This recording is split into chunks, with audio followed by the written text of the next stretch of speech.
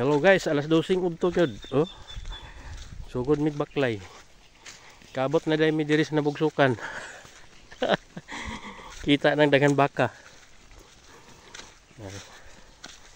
Ay madam oh.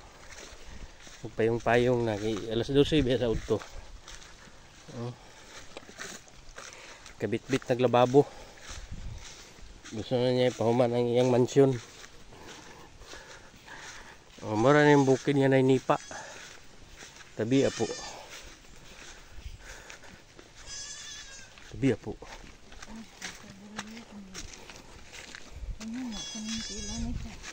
Dah.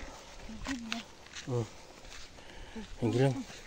Unong na lang ka diha. Unong na lang. Tabuon na lang ko.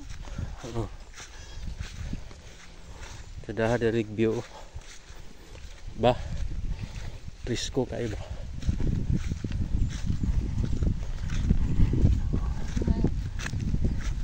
Ha?